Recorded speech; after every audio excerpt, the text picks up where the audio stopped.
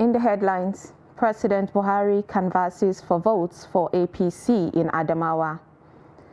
INEC raises alarm over possible election postponement because of insecurity. 6 train passengers rescued in Edo. And on the foreign scene, Rwanda set to no longer accept DR Congo refugees. Hello and welcome to Trust News Updates. I am Sumaya Abubakar.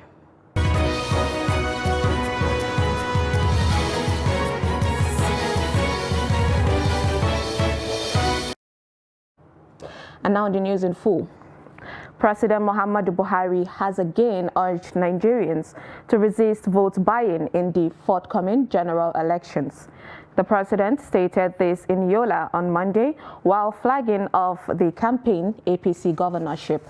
Trust TV's Silas Lawan reports that party chieftains there are calling on APC stakeholders to work towards ensuring victory for the party at all levels. The report. Muhammadu Buhari Esquire, as it was tagged, agog with APC party faithful, national leaders and political gladiators as the APC governorship candidate Senator Aishatu Dahiru Ahmed Binani flags up her campaigns ahead of the general elections. One after the other, they made their entrance. The APC presidential candidate Asiwaju Bola Ahmed Tinubu makes his appearance.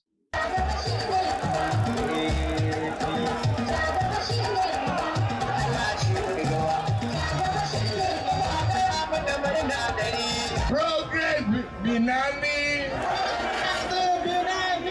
employment Binani, joy happiness Binani, welfare Binani, no grey Binani. God bless you now. The arrival of President Muhammadu Buhari in company of the APC governorship candidate, Senator Aishatu Dahiru Ahmed Binani, signaled the commencement of the event.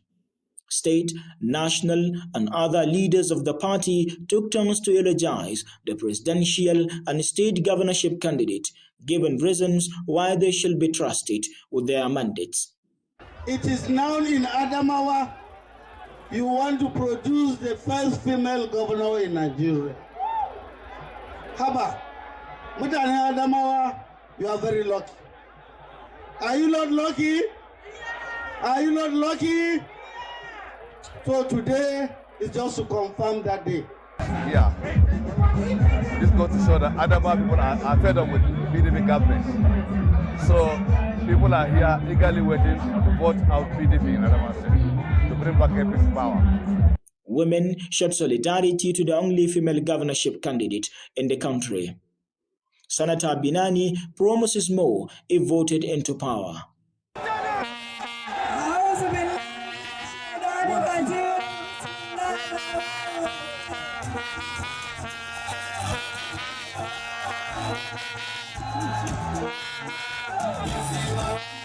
President Muhammadu Buhari again calls on the electorate to exercise their franchise by voting the ruling party back to power. I advise you to please be focused. APC came into the political field to make sure that Nigerians are recognized as the owners of the country. They are nobody's state, they are nobody's boy. The governorship candidate was then presented the flag of the party, which symbolizes the mandate of the party. Binani is now set to embark a rigorous campaign with just less than 3 months to the governorship election. From Yola, Silas Lawan, Trust TV News. A federal high court in Maiduguri has nullified the candidature of Mohammed Kumalia as PDP's Borno Central Senatorial District for the 2023 election. Now, the proceeding judge, Justice Jude Dagad, in his verdict also barred Kumalia from parading himself as PDP party's Borno Central Senatorial candidate. Justice Dagad consequently ordered INEC to upload Jibrin Mustafa Tantabe as the substantive candidate for the PDP. The judgment comes months after Jibrin Mustafa Tantabe denied withdrawing from the Borno Central senatorial race. The judgment was very clear that, look, what INEC did was very wrong.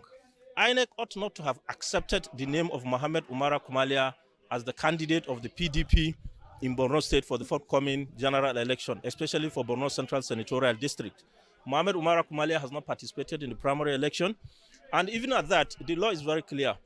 If a candidate withdraws, just like they claimed Mustafa Tantabe has withdrawn from the primary election, the person that comes second in that election, Bukar Kachalla, ought to be the candidate. But surprisingly, from the blues, the name of Mohammed Umara Kumalia came in, and that is why we came to court to say, look, this is an impurity, this is wrong in law, and the court agreed. Chairman of the Independent National Electoral Commission, Professor Mahmoud Yakubu, has raised the alarm that the forthcoming elections risk cancellation or postponement if there is no improvement in the security challenges facing the country. Yakubu, represented by the Chairman Board of Electoral Institute, Abdullahi Zuru, spoke at the validation of election security training resources held in Abuja on Monday. He noted that the forthcoming elections face a serious threat of cancellation should the security situation across the country fails to improve. The INEC boss, however, assured all stakeholders that the Commission is not leaving anything to chance in ensuring that security is provided for election personnel and materials. He said INEC appreciated the fact that election security is vital to democratic consolidation through the provision of enabling environment for the conduct of free, fair, credible, and inclusive elections, and those strengthening the electoral process. 6 victims of Saturday's train attack in the Igweben area of Edo State have been rescued. Now, they were part of the 31 persons who were abducted when gunmen attacked a train station in Igweben local government area of the state. The victims were said to be waiting to board a train heading to Warri in Delta State. But the Edo State Commissioner for Communication and Orientation, Chris Nehikari, in an update about the incident, said some of the victims have been rescued. A breakdown of the figure showed that the freed persons included a nursing mother, her baby, and a 6-year-old child. He expressed optimism that other victims will be rescued soon, as security agents have been doubled down on smoking out the abductors. Human rights and civil society organizations have vowed to ensure justice against the killers of the 9-year-old Mohammed Jawad, allegedly killed by police operatives in Katsina. The deceased and 3 other survivors currently receiving medical attention were hit by stray bullets allegedly fired by police operatives while dispersing a crowd. The reports. Human rights activists and members of civil society organizations who are disturbed by the alleged police brutality are questioning the reasons behind the unfortunate killing of Mohammed Jawad. By the nature of whatever happened here, it reveals that that gun was not on safety mode, which may be the reason why all this thing happened. And we will continue to follow it up. To ensure that justice has been done to whoever is the culprit of these cases that led to, the death of an innocent child, because a child of not more than 9 who is on his way from school back home can be a victim of this. I think it's a case that cannot be allowed to die down just like that. We come to the scene of the incident and to interview the victim's family and all of them so that we will know actual what happened. So we will follow this thing to the logical conclusion by the grace of God. Trust Television captured 9-year-old Ahmad Shaibu, who was hit on the neck by a stray bullet when police operatives fired live ammunition to disperse a crowd. Rights activists in the area are alleging a cover-up by police, but findings by Trust TV revealed that the police gave conflicting reports about the alleged principal suspect and the arrests made. In the course of investigation, suspect Abdul Ghani Yusuf, male, aged 20 years, was traced and arrested. He confessed to have engaged the policeman in a brawl, leading to the shooting incident. Two other suspects, DJ Abubakar A. Abubakar, male, aged 22 years, and Abubakar Hussein Hassan, male, aged 21 years, were arrested in connection with the crime. They made useful statements and are assisting the police in their investigations. They say I'm the principal suspect who grabbed police officer with a view to disarming him. It is a lie. The police officer shot me at a close range. I'm innocent. And they say I was arrested as a principal suspect. But look at me here, suffering from wounds. They removed my 2 fingers. I demand justice from all relevant authorities. Civil society organizations and other concerned groups have promised to take legal action against those behind the unfortunate incident with a view to ensuring justice for the family of the deceased and the injured victims. The Katsina State Commissioner of Police, Umar Nadada, promised to ensure that perpetrators of the crime are brought to book while adequate care is given to survivors. Abdullahi Ismayamadi, Trust Television News, Katsina. Parents of the remaining 11 students of the Federal Government College Yauri in Kebbi State who were abducted on June 17 last year have resorted to crowdfunding to raise the 100 million naira ransom demanded by bandits leader Dogo Gide. Now 19 months after the abduction of 80 students from the school, about 11 girls are still in captivity. The parents of the abducted students who met at the school premises on Sunday said the government has failed them, which was why they resolved to take matters into their own hands. The leader of the parents group, Salim Kauje, said they had established contact with Gide with the help of his mother, said to be mounting pressure on him to release the girls. Now, Kauje said each of the parents had resolved to sell whatever they owned, including landed property and other valuables, to augment what they would be able to raise from the appeal fund.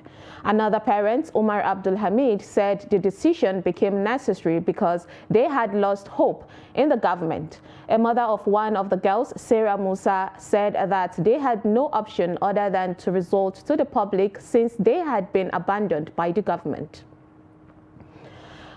Despite President Muhammadu Buhari's directive to the Nigerian Armed Forces and other security agencies to end insecurity and restore order and stability in the country by the end of December 2022, terrorism in the form of insurgency, banditry, and killings by separatists have continued to claim lives.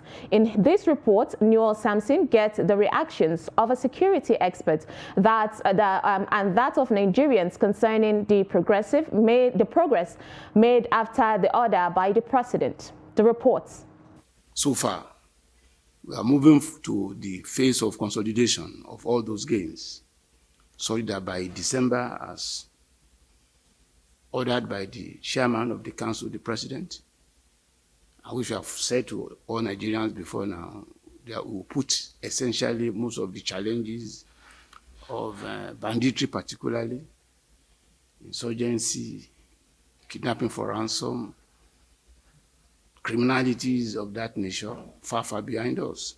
Despite the presidential order to the nation's security agencies to clamp down on those responsible for insecurity in the nation, several attacks and abductions were recorded in December, as well as after the expiration of the deadline. Just recently, bandits abducted 34 train passengers in Edo State. This is as victims of banditry in Southern Kaduna are yet to come to terms with terror attacks carried out by bandits. Area attacks launched by the military on the bandits' camp in Zamfara State as part of executing the order led to collateral damage as some innocent lives were lost in the process. Statistics shows that out of 671 recorded deaths in the last 4 months, 614 were civilians, while 47 were police officers and 10 soldiers. As at last count, no fewer than 1,321 people have been adopted between September and December. No, certainly, security has been beefed up across the country. We have had maybe more incidents. It's not an indication that security has not been beefed up. You know, there has been a lot of redeployments within the police and other security services, all in an effort to rejig the security arrangements that is in place. There is an urgent need to further deepen the relationship with the public so that the intelligence-led aspect can be emphasized. Because if you have physical deployment and you don't have intelligence to back them, you have real issues. So there is a level of cooperation that I think is still necessary. Unimpressive as the effort of the Nigerian military may appear to some Nigerians, the federal government believes that its fight against insurgency is on course and making meaningful impact. The administration is leaving a legacy of a revamped security sector in the face of unprecedented security challenges in the country. Today, the Nigerian military is being restored to its glorious past, thanks to the President's foresight and doggedness in re-equipping the various services. And this has made it possible for the military to tackle insurgency and all other security challenges facing the country. But despite this effort by the government, some Nigerians still believe more needs to be done to address the security challenges. I haven't really observed any dramatic changes of any sort. You know, no tremendous increase, nor has it declined, you know, to an alarming level. It looks as if it has improved, but not. What I'm discovering that they just piped it low. Maybe there's an instruction somewhere for them to pipe low. It is clear to everybody, the insecurity in Nigeria is increasing on a daily basis, and the government is not doing enough to curb it. I think you heard about what happened at the train station. We thought that they are going to take necessary action over it.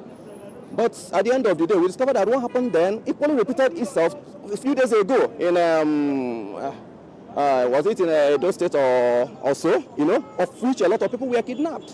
Security experts believe that the challenge is solvable only if the government has the political will to address them head on. Noel Samson, Trust TV News, Abuja. You're watching Trust News Update. Coming up, we'll show you how women in farming fare. Details on this and more after the break. Stay with us. Daily Trust presents 20th Daily Trust Dialogue. Theme: Interrogating the 2023 Presidential Agenda. Panelists: Mrs. Ibukun Awoshika, former Chairman, First Bank of Nigeria. Professor Jibrin Ibrahim, Professor of Political Science and member of the Board of the Center for Democracy and Development, CDD. Dr. Yetunde Anibaba, Lecturer, Analysis of Business Problems, Lagos Business School. Dr. Eugene Enahoro, Human Capacity Development Specialist and CEO, Heltoni Services Limited. Date: Thursday, 25th January 2023. Time: 10 a.m. Venue: NAF Conference Center and Suites, Gwarimpa Expressway, near Next Shopping Mall, Kado, Abuja. For sponsorship and branding participation, contact 081 00 49 1948, 081 65 32 0660, or 080 33 92 8902. The event will be broadcast live on Trust TV.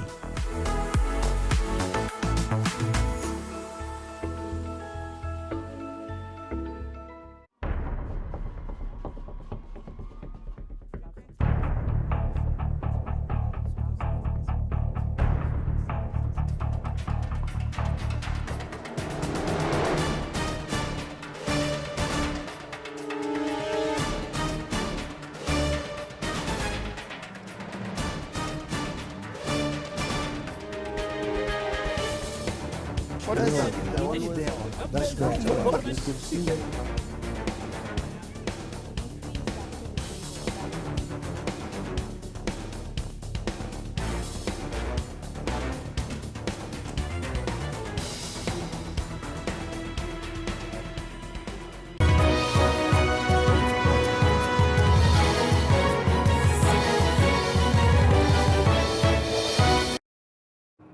Welcome back. If you're just joining us, this is News Updates on Trust TV. And here is a recap of our top stories. President Buhari canvasses for vote for APC in Adamawa. And INEC raises alarm over possible election postponement because of insecurity. And moving on to more stories, presidential candidates of the new Nigerian People's Party, Rabiu Kwankwaso, on Monday inaugurated a 1,053-member campaign council with a charge on its various organs to put hands on deck and drive the party to electoral victory. Trust TV's Shafiu Suleiman also reports that the NNPC presidential candidate and his party goes public to raise what is called needed funds for logistics.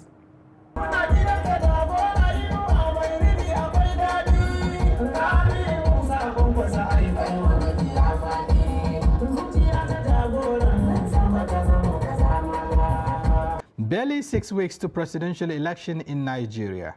The candidate of the NNPP is racing against time to set up the necessary machinery that will drive his campaign across 774 local government areas in the 36 states of the Federation in what promises to be a highly competitive race to the presidency. Our political movement, both the TNM, Onkosia, and the NNPP levels, is driven by committed and dedicated volunteers who invest their resources, time, and energy, bearing in mind that Nigeria's economy is in tatters and the income levels are shrinking and the purchasing power is weakening by the hour. The New Nigeria People's Party is also not losing sight to the fact that it has to raise the necessary funds that would help in prosecuting the presidential campaign in view of scarce resources at its disposal. We made it a duty that the few convoy that we have, we visit the people. By that, we were able to assess and see the ecstasy of young men and women who show interest, who show love for this great party. We don't play money politics, but we need a whole lot of money for logistics and to ensure that we succeed fully by the help of God. This is time for us to lead, for you to lead Nigeria, because the course is clear and our victory is certain, inshallah. A 1,053-member campaign council comprising of 6 components, chaired by the presidential candidate Rabiu Kwankwaso, is expected to take the challenging task of mobilizing Nigerians to vote for the party as it kicks off zonal rallies on the 12th of this month. The party says its message is a new and better Nigeria is possible. Shafiu Suleiman, Trust TV News, Abuja. In agriculture, women farmers are major stakeholders in Nigeria's agricultural industry who contribute a lot to the country's food security. Now, Ibrahim Ismail speaks to a woman farmer in Gombe State on successes and challenges she faced during the 2022 farming season. The reports. Esther Sampson is a Nigerian farmer based in Gombe State. During the 2022 farming season, she cultivated beans and maize. As a woman farmer, Esther used to support her family from the farm produce she cultivates, as she often gets bumper harvest even at a small scale level. Ni sai dai in ce na gode Ubangiji saboda maganan awu bana ciki. I thank God because I don't buy grains. I support my family and other people from my harvest. I don't depend on my husband. A cikin amfanin da na noman nan zan biya bukatuna ba tare da na takura masa ba ko na jira shi ba. As a woman farmer, Esther is facing difficulties ranging from high cost of fertilizer and other farm implements to discrimination because of her gender. This, she said, could be part of the reasons she couldn't attend a bumper harvest last year. Takin da kake saya ka sa zaka nemi mutane kana gudun karka nemi maza. If you approach some men, they will not agree to work on your farm to apply fertilizer. Even some young laborers will say the farm is not yours.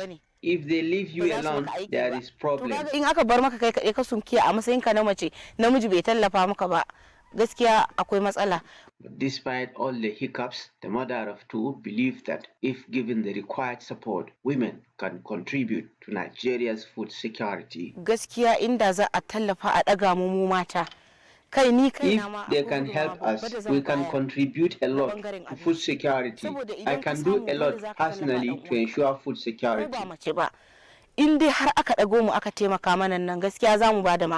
According to Women Lead Agriculture in Nigeria, women smallholder farmers constitute 70 to 80% of labor force in agriculture, but are said to be battling limited access to farmlands and credit facilities. From Gombe, Ibrahim Ismail reporting for Trust TV. And in the foreign scene, Rwanda says it can no longer offer refuge to people fleeing violence in the Democratic Republic of the Congo, stoking already high tension between the Central African neighbors. Persistent fighting in the east of the mineral-rich DRC pits federal troops against rebels from the M23 group, which has captured swath of territory. The DRC, along with the United States and several European countries, has repeatedly accused Rwanda of backing the Tutsi-led rebels from the M23. Although Kigali denies the charge, tensions have soared due to the fighting, and thousands have fled the battles into neighboring states, including Rwanda. And with that, we've come to the end of Trust News Updates. Do not forget to follow us across all our social media platforms. I am Sumaya Abubakar. Thanks for watching.